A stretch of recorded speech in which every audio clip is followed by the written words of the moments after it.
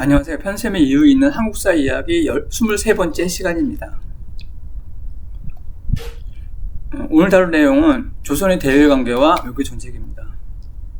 명과의 관계. 명나라의 관계는 태조 때는 정도전과의 요동 정보를 추진했기 때문에 명과의 갈등이 발생했습니다. 태종이 즉위한 이후에 친성관계가 유지되었습니다.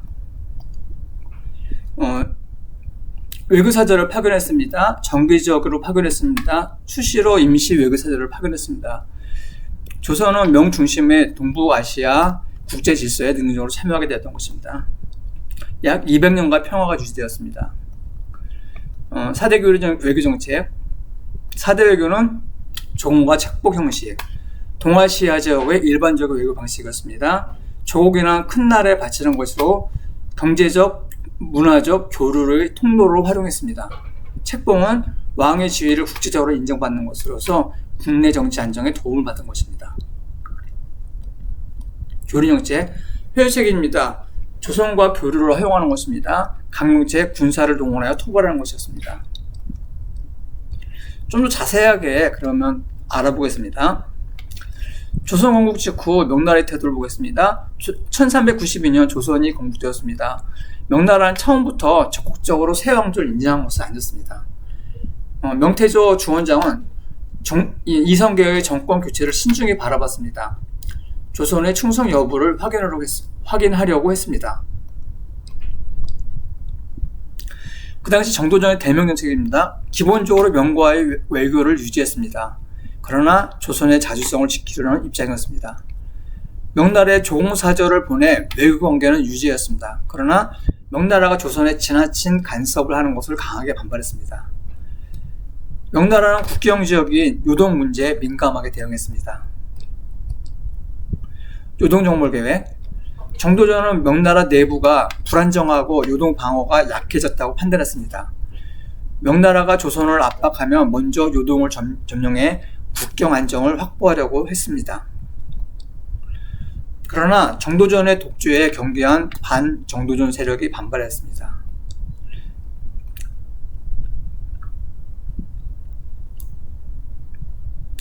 그래서 발생한 것이 왕자인환이었습니다. 조선 건국 시 명나라의 관계에 계속 알아보겠습니다. 명나라가 조선을 건국한 이유가 무엇일까요? 세왕조가 막 건국되어서 정치적으로 불안정했기 때문입니다. 정도전이 강한 자주 외교를 추진했기 때문입니다. 요동에 대한 조선의 관심이 명나라의 동북 변경 안정의 위협으로 봤기 때문입니다.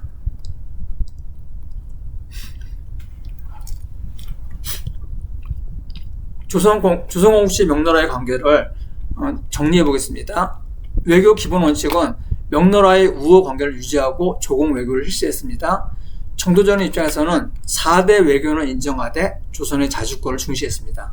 갈등의 원인, 요동 문제와 명의 내정 간섭, 국경 문제였습니다. 대표적인 사건은 요동 정벌개혁이었습니다. 1398년 정도전이 대고된 후 이방원이 집권하면서 대명관계는 온건한 방향으로 전환되었습니다. 명나라는 조선을 건국했습니다. 조선 건국 초기 명나라의 관계. 조선은 1392년 고려를 무너뜨리고 세워진 세왕조였기 때문에 명나라는 처음부터 완전한 신뢰를 하지 못했었습니다. 특히 이성계가 요동 방면에서 활약한 장수였고 조선이 북방 군사력을 유지하고 있다는 점에서 명나라는 경계했습니다. 명나라는 조선의 군사력을 약화시키고 복속을 관계를 확인하기 위해서 군마와 병기를 진원을 요구했습니다. 그 하나의 방법으로 명나라가 농묘국가인 조선의 군마 1만 피를 요구하는 사건이 벌어집니다. 그럼 왜 요구했을까요? 그 당시 조선은 막강한 기병 전력을 갖고 있었습니다. 조선은 농경 국가였지만 북방 여진과 국경을 맞대고 있어 막강한 기병 전력을 유지하고 있었습니다. 명나라는 조선의 기병 전력을 약화를 시키려고 군마 1만 피를 요구했습니다. 또한 명나라는 몽골과의 전쟁에 필요한 군마 확보도 필요했었습니다. 특히 제주 등 조선의 우수한 말 생산 능력을 활용하여 경제 군사적 목적을 가지고 있었습니다. 그런데 조선에게 명나라가 1만 피를 요구했죠. 그럼 그것이 왜 조선의 기병에 타격을 입히나 보겠습니다. 조선초를 기준으로 해서 1390년대의 조선과 명나라의 기병수와 군마수였습니다. 조선은 기병수가 약 2에서 3만이었습니다. 명나라는 20에서 30만 이상이었습니다. 군마수는 약 3만에서 5만 필이었습니다. 명나라는 약 80에서 120만 필이었습니다. 요동지역의 기병이 약 5천에서 1만 명 정도가 상대가 가능했습니다. 명나라는 약 5만에서 8만을 있었는데요. 이렇게 보면 차이가 큽니다. 근데 여러분이 간과하면 안 될 일은요. 조선보다 명나라가 땅덩어리가 최소한 50배 이상 큽니다. 그러면은 20에서 30만 명이 됐죠. 국경을 지킬 수 있는 것은 여기서 나누어야겠죠. 50배 정도 큰다 치면.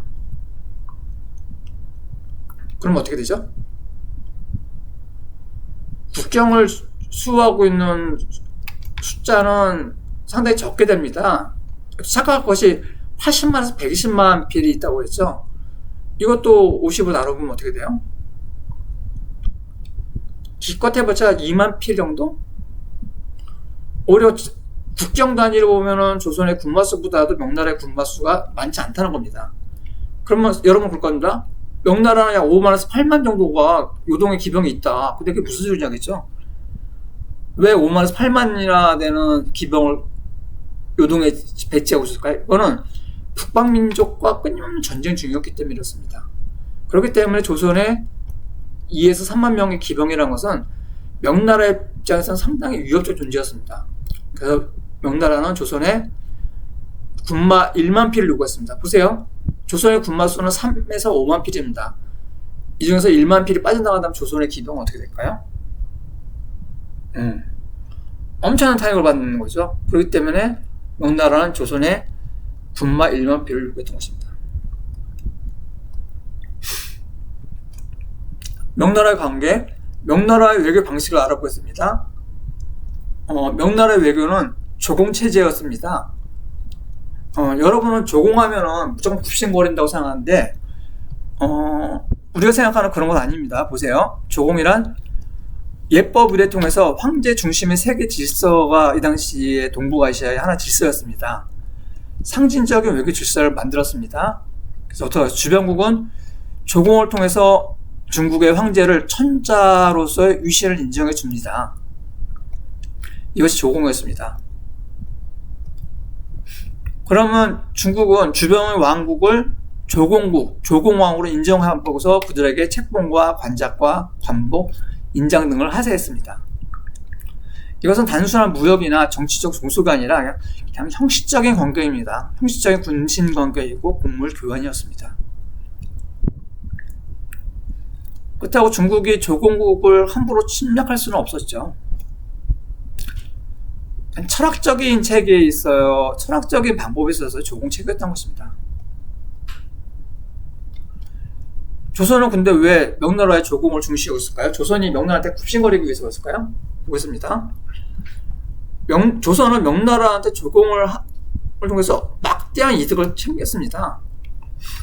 명나라는 조공을 받으면 보통 3배에서 10배까지 가치의 사례를 제공하는 것이 관리였습니다. 즉 우리나라에서 1억을 바쳤다. 그러면 명나라는 최소한 3억에서 10억을 줘야 됩니다. 그럼 얼마가 이익이에요? 2억에서 9억까지 이득을 취하게 되죠. 그래서 명나라는 조선한테 3년에 한 번 정도만 조공을 하라고 했습니다. 조선은 그랬을까요? 조선은 조공을 통해서 막대한 이득을 취하였다고 했죠. 조선은 조공을 통한 이익을 위해서 협상을 통해서 중종까지 매년 3회 정도 정기적으로 조공을 했습니다. 이것뿐만 아니라요. 비정기적으로도 조공을 해서 막대한 이득을 명나라로부터 취하게 되었습니다.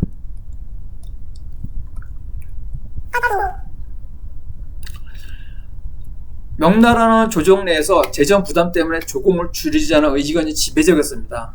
그러나 황제는 외교적 명분하고 위신을 유지하기 위해서 할 수 위해서는 어쩔 수 없이 후한 보상을 계속하게 되었습니다. 이것이 조공의 진실입니다. 여진과의 관계 보겠습니다. 여진과의 관계, 교류 정책을 썼습니다. 건국 직후 국경의 지역의 안정과 영토 확보를 위한 노력을 했습니다. 교류 정책에 전개를 했습니다. 회유책을 썼습니다. 귀순 장려했습니다. 귀순한 여진족에게는 관직과 토지를 지급했습니다. 무역소를 설치했습니다. 국경지역에 설치해서 교육을 허용했습니다. 강경책으로는 4군 육진을 개척했습니다. 세종은 압록강과 두만강 부근까지 여진족을 몰아내어 개척했습니다. 3인 정책을 썼습니다. 국전지역 안정을 위해서 남부지역 지방 백성을 새로 개척한 지역으로 이주시켰습니다. 좀 더 자세하게 여진과 관계를 알아보겠습니다. 조선 초 여진과의 관계, 기본적으로 회유와 군세력을 병행했습니다. 조선은 여진을 완벽하게 적으로 보지 않았습니다. 그래서 귀순하게 되면 관직도 주고 토지도 주었습니다. 무용도 허용했습니다. 그러나 반대로 약탈을 일삼는 부족에게는 군사적으로 토벌을 했습니다. 즉 강원 양면 정책을 폈던 거죠. 시기별을 보겠습니다. 태조와 태종 시기, 국경에 성을 쌓고 군대를 배치해서 방어를 강화했습니다. 여진의 추장에게 벼슬을 주어서 조선의 복속을 시키려고 했습니다. 국경지역 무역을 통해서 우호 관계를 유지하려고 했습니다. 그러나 세종 시기에는 바뀌게 됩니다. 세종 때 북방 개척이 크게 이루어집니다. 김효소가 북방을 개척하면서 압록강과 두만강까지 영토를 확대합니다. 두만강은 정확한 표현이 아니고요. 나중에 다루겠습니다.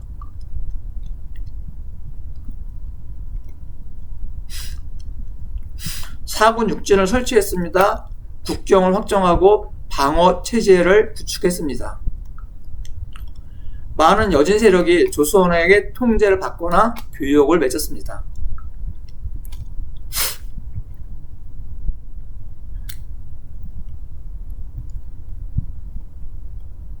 세조 이후에는 바뀌게 됩니다. 여진 부족이 점차로 세력을 키웠고 조선은 국경 방어를 계속 강화했습니다. 못하네요. 국경인데. 조선 초 여진 정책의 특징을 알아보겠습니다.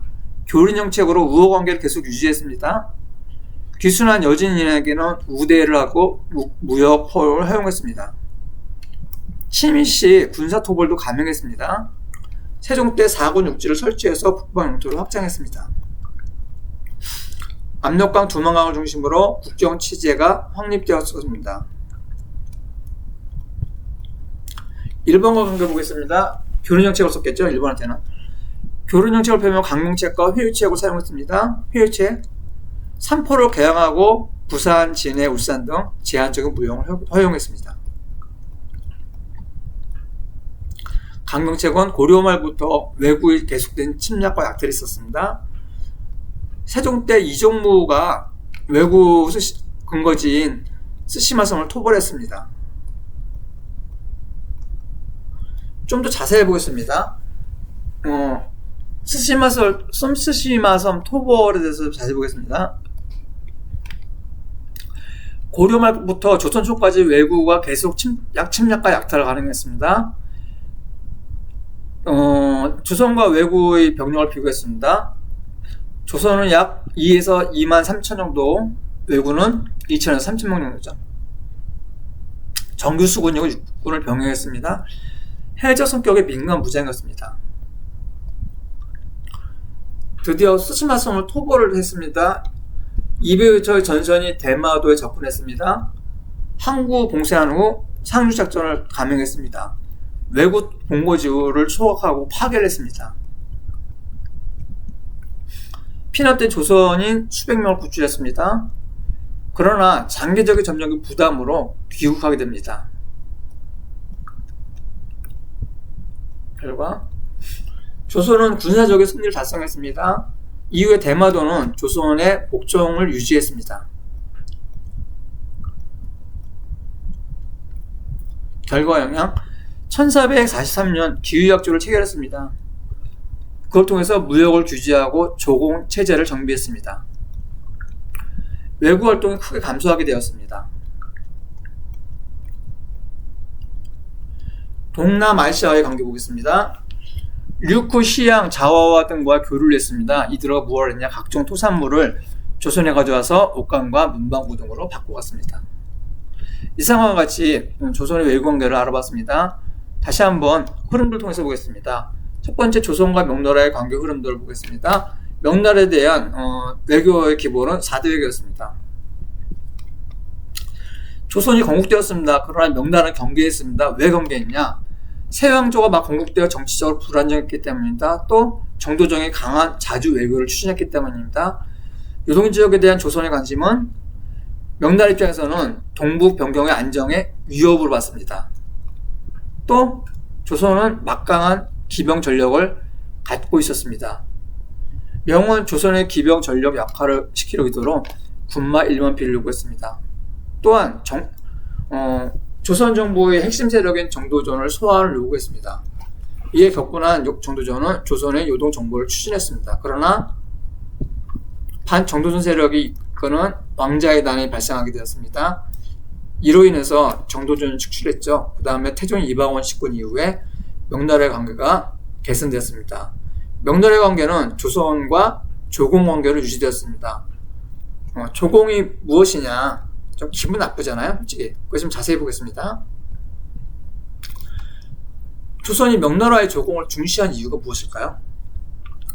명나라는 보통 조공을 받으면 3배에서 10배까지 사례를 제공하신 관례입니다. 막대한 이득이죠, 조선 입장에서는. 그러니까 명나라는 부담이 느꼈습니다. 그래서 명나라는 조선에게 그랬습니다. 얘야, 3년에 한 번만 조공을 와라. 그러나 조선은 조공을 통한 이익을 위해서 3년에 한 번이 아니라 매년 3회 정도 정기적으로 조공을 했습니다. 그뿐 아니라 또 비정기적으로 조공을 계속 강행하게 됩니다. 그걸 통해서 막대한 이득을 취하게 되었던 것이 명나라와의 조공 관계였습니다. 조선과 여진족과의 관계 흐름을 보겠습니다. 기본적인 교린 정책입니다. 시기별로 좀 달라집니다. 태조와 태종 시기의 여진 정책, 국경에 성을 쌓고 군대를 배치하여 방어도 강화했지만 여진인에게 벼슬을 주어 조선의 복속을 시도했습니다. 국경무역을 통해서 우호 관계를 유지했습니다. 태조 특히 시기에는요, 여진과 거의 우호 관계였어요. 그러나 세종 시기부터 여진과의 정책이 바뀝니다. 김종서가 북방을 개척해서 4군 육진을 설치 통해서 국경을 확장하고 방어 체계를 구축했습니다. 여기에 많은 여진인들은 조선을 통제를 받거나 교역 관계를 맺었습니다. 이 당시 여진은 사실 조선에게 거의 복속되다시피 한 것이죠. 그러나 세조 이후에 여진 정책이 바뀌게 됩니다. 여진 부족이 점차 세력을 키우게 됩니다. 이에 조선은 어떻게 했어요? 국경 방어를 계속 강화하게 되었습니다. 세조 이후에 여진에 대한 정책이 완전히 바뀌게 되는 거죠. 조선과 외의 관계를 흐름을 보겠습니다. 외에 대한 교린 정책. 고려말부터 조선 초까지 외구가 계속 침략과 약탈을 감행했습니다. 어떻게 했어요? 강릉체가 쓰게 됩니다. 쓰시마섬을 토벌합니다. 200여 척의 군선으로 대마도에 접근합니다. 항구 봉쇄한 후 상륙 작전을 폈습니다. 외구 본고지를 소각하고 파괴했습니다. 피납자인 조선이 수백 명을 구출하게 되었습니다. 그러나 장기 점령에 대한 부담으로 귀국하게 되죠. 그렇지만 조선군은 군사적인 승리를 달성하게 됩니다. 그렇지만 계속 강릉책을 쓸 수는 없잖아요. 그래서 회유책을 쓰게 됩니다. 대마도는 조선의 복종을 유지하게 됩니다. 이 사건으로 인해서. 그 다음에 1443년 기후약조를 체결하게 되죠. 무역 규제와 조공 체제를 정비하게 됩니다. 그 이후에 외구의 활동이 크게 감소하게 되죠.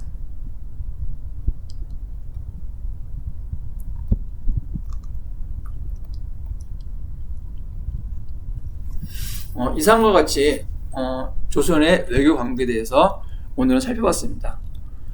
그러면 다음 주 금요일 날 다시 뵙길 바라고 강의를 이것으로 마치도록 하겠습니다.